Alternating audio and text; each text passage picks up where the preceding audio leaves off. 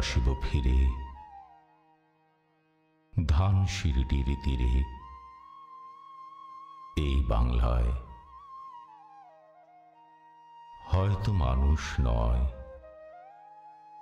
হয়তোবা শঙ্খ চিল শালিখের বেশে, হয়তো ভোরের কাক হয়ে এই কার্তিকের নবান্নের দেশে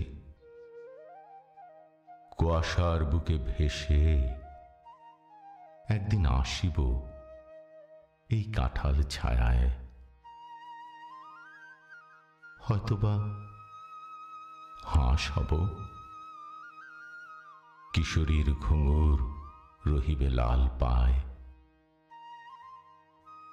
সারাদিন কেটে যাবে কলমির গন্ধ ভরা জলে ভেসে ভেসে। আবার আসিব আমি বাংলার নদী মাঠ ক্ষেত ভালোবেসে, জলাঙ্গির ঢেউ ভেজা বাংলার সবুজ করুণ ডাঙায়। হয়তো দেখিবে যে সুদর্শন উড়িতেছে সন্ধ্যার বাতাসে, হয়তো শুনিবে এক লক্ষ্মী পেঁচা ডাকিতেছে শিমুলের ডালে, হয়তো খয়ের ধান ছড়াতেছে শিশু এক উঠানের ঘাসে, রূপসার ঘোলা জলে হয়তো কিশোর এক সাদা ছেঁড়া পালে ডিঙা বায়। রাঙা মেঘ সাঁতরায়ে অন্ধকারে আসিতেছে নীরে, দেখিবে ধবল বক আমারই পাবে তুমি ইহাদের ভিড়ে।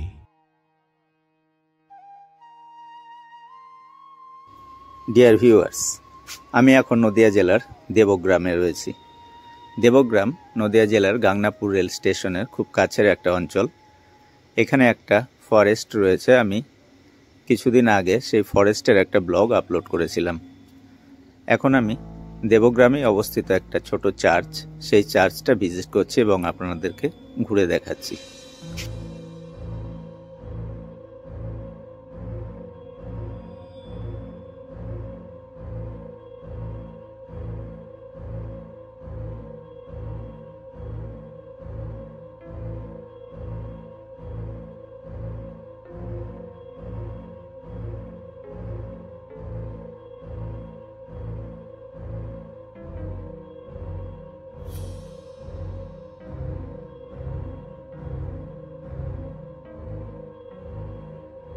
কিছুদিন আগেই 25শে ডিসেম্বরের অনুষ্ঠান হয়ে গিয়েছে, আর আমি দুপুরবেলা এখানে এসেছিলাম, তাই কোনো লোকজনও ছিল না, একদম ফাঁকা।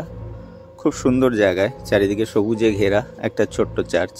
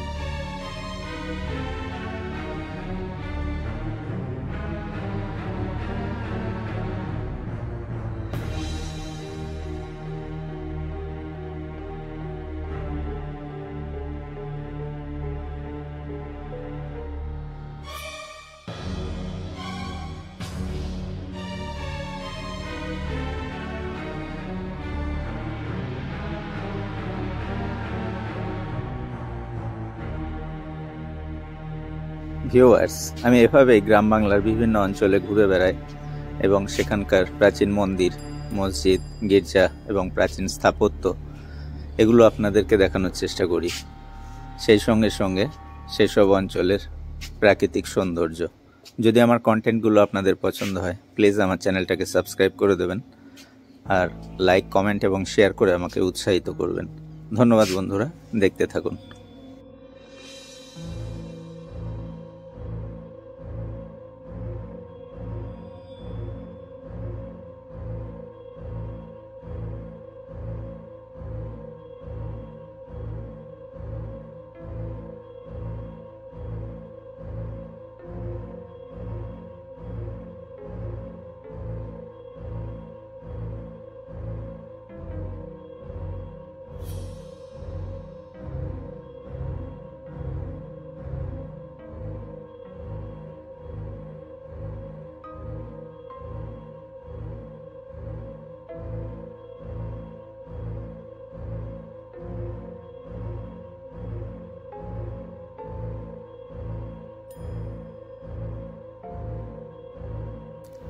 ভিউয়ার্স, আমার ব্লগ এখানেই শেষ করছি। আবার আপনাদের সঙ্গে দেখা হবে নেক্সট দিন অন্য কোথাও। এতক্ষণ আমার সঙ্গে থাকার জন্য আপনাদের সবাইকে ধন্যবাদ।